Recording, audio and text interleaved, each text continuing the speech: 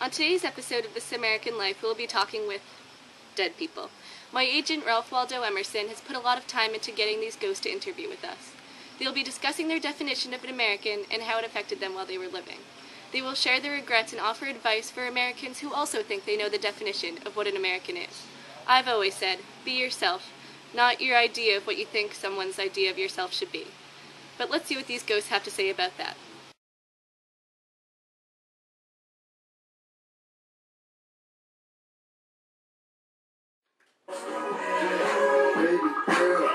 I don't got a huge old house, I rent a room in the house. Listen, baby, girl, I ain't gotta know who to go, but I can float your boat. So listen, baby. Drive through gross hell, I don't care, I'm still real, no matter how many records I sell.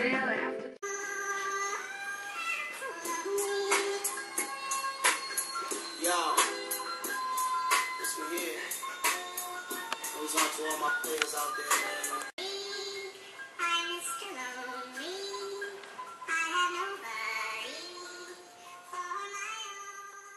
So Gatsby, what's your definition of an American? Well, Henry, I have two definitions of an American. One I discovered after death, which differ greatly from my definition while living. When I was alive, I tried to live up to being a wealthy, successful, and well-educated man. However, my parents hadn't instilled this in me.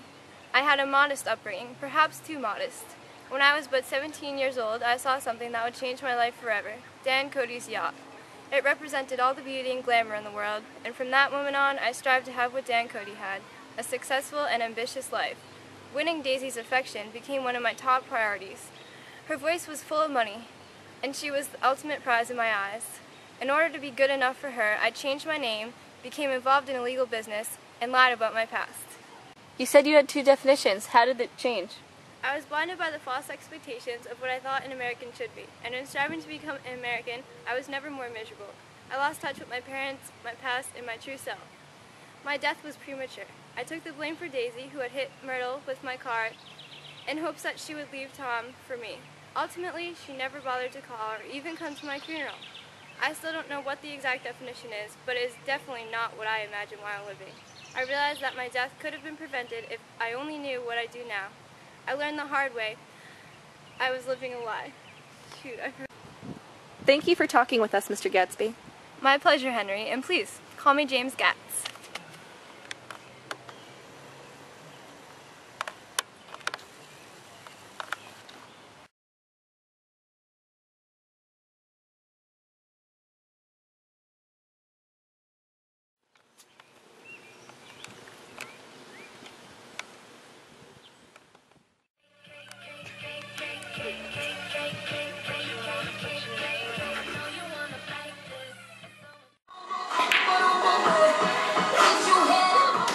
I'd now like to welcome the ghost of Bigger Thomas. For those who don't know, Bigger was unfortunately murdered by his jailmate in 1939. Now let's see what he has to say. Thank you, Mr. Thoreau. Happy to be here. When you were alive, did you live by Gatsby's expectations of an American? Well, I always wanted to be rich and support my family, but I knew that wasn't in the cards for me. And why would you think that? Because of the color of my skin. I knew that by just being in Mary's room, I would be guilty of rape. All my life, I've seen African Americans struggle. I lived in a rundown apartment that was infested with rats. The white realtor, Mr. Dalton, owned my apartment building, but didn't do anything to improve the terrible conditions. Sometimes I felt like he kept our living conditions poor on purpose, to keep us feeling inferior to whites. I grew up in the poor African American section of Chicago and was raised to believe that there was an equal opportunity. Did this mindset lead you to success or failure? Falling into society's expectations and stereotypes for an African American led me directly to failure. I believed that I would accomplish very little in life just because of my race. I was blinded by the idea of my inferiority, which caused me to act as a stereotypical African American boy. People always thought that I was a threat to society, but all I ever wanted was acceptance and equal opportunities. Living up to society's expectations was my ultimate downfall because it led me to fear and violence. I know that I wouldn't have murdered Mary if I had not been so afraid of her room that day. I knew that just by being in Mary's room, I would be considered guilty. Now that you have newfound wisdom, do you still believe in your definition of an American? No, sir. I had it all wrong. I shouldn't have lived by other people's stereotypes and instead focused on doing the best I could for my family. My biggest regret is leaving them behind with no means of income. Thank you, Bigger, for opening up to us and helping Americans discover who they are, not who they should be.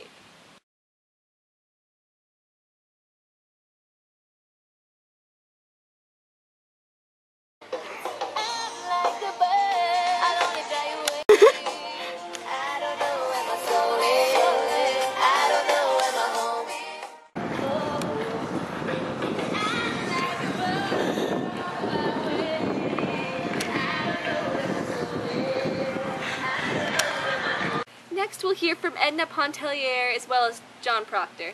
Unlike Gatsby and Bigger, Edna and Proctor risked rebelling against the common expectations of society in order to be themselves. I have always known that there is no definition of an American. People such as Gatsby and Bigger never realized this. Others, such as Edna and Proctor, realized that there was no definition, but unfortunately it was too late for them. Edna discovered her own meaning of life, but was never able to truly escape from the tight grasp of Creole culture. Let's see if she can shed some light on this matter. So Edna, let's start with the definition of an American based off your society. I knew that the expectations society had for me were based off Creole culture. I was expected to be a devoted, faithful, and caring wife and mother. I had to follow a strict schedule, all to keep up with appearances. A divorce was unheard of in Creole culture. So Edna, let's start with the definition of an American based off your society. I knew that the expectations society had for me were based off Creole culture. I was expected to be a devoted, faithful, and caring wife and mother. I had to follow a strict schedule, all to keep up with appearances. A divorce was unheard of in Creole culture. And how did this definition shape you, Edna? Well, I tried for years to keep up with that way of life. However, let's face it, I couldn't conform. I knew from the start I preferred being independent. It drove me crazy listening to other women talk openly about being perfect wives and mothers while I kept to myself, hating the life that I was living. I resented my husband Leonce more and more each day. I couldn't be with other men without Leonce growing suspicious. I loved being with Robert because he made me feel as though a chain had loosened.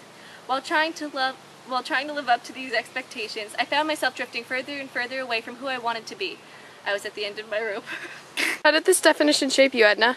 Well, I tried for years to keep up with this way of life. However, let's face it, I couldn't conform. I knew from the start I preferred being independent. It drove me crazy listening to other women talk openly about being perfect wives and mothers, while I kept to myself, hating the life that I was living. I resented my husband Leonce more and more each day. I couldn't be with other men without Leonce growing suspicious. I loved being with Robert because he made me feel as though a chain had loosened. While trying to live up to these expectations, I found myself drifting further and further away from who I wanted to be. I was at the end of my rope. So what did you decide to do about that? I rebelled against the stereotypical definition of an American and lived up to my own ideals. When society wouldn't allow me to do this, I freed myself in the only way that I knew how. I let the waters take me away. And so, what would you say became your new definition of an American? That's up to the individual. You see, society can't tell you how to live. That's something you must choose yourself. It's a gift that you've realized this, but it's a shame that society's hold was too strong for you to handle. It's not often that people come to this realization during their lives because many people are blinded by society's expectations and are forced to wear a mask. Like Edna, John Proctor also came to this realization during his lifetime. John Proctor has graced us today with his ghostly presence.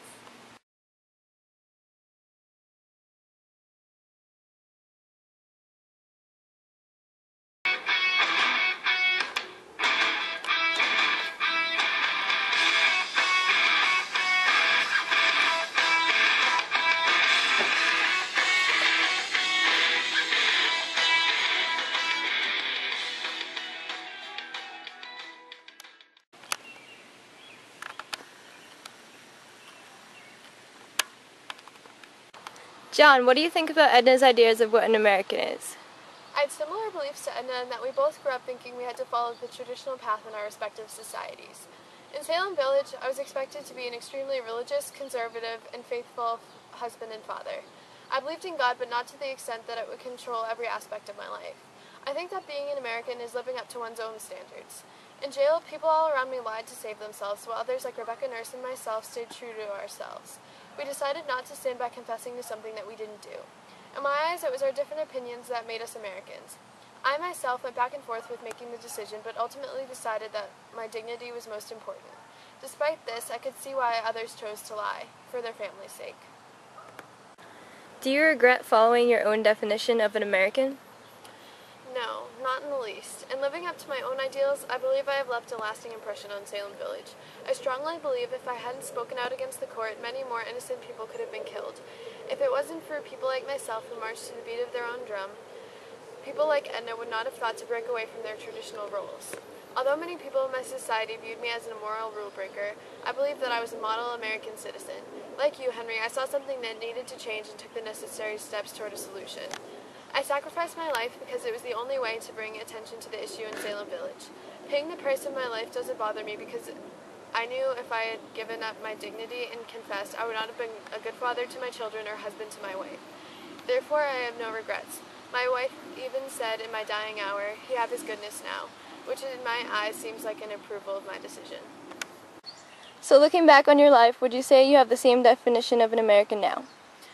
I was raised to go to church every Sunday and always be devoted to my wife and children. I felt as though the church was controlling my life, which caused me to rebel against the definition of the person that I was expected to be. I therefore cheated on my wife and stopped going to church. I'm not proud of what I've done in that aspect, but in doing so, I was able to discover my own meaning to life. By not conforming to my society's expectations, I was able to come to terms with my sins and find forgiveness within myself. Thank you very much for your insight, Mr. Proctor. I couldn't agree more. Gatsby, Bigger, Edna, and Proctor all thought that they knew what the definition of an American was while living. Edna and Proctor were fooled at first by society's expectations, but were able to free themselves and live according to their own standards. Unfortunately, Gatsby and Bigger did not make this discovery during their lifetime and wished they had the wisdom that they acquired after death. None of these ghosts can quite put their finger on what the actual definition of an American is, and there is good reason for that, because there is absolutely no definition of an American. Today, some common misconceptions are obese, hardworking, ungrateful, and proud. The thing is, there is not one adjective applicable to all Americans. People should be themselves, not who they think others expect them to be. From now on, I hope that the viewers of This American Life understand that the show is not meant to define an American. Its purpose is to show that we are all categorized as Americans, but every individual leads a completely different life. Catch you next time on This American Life.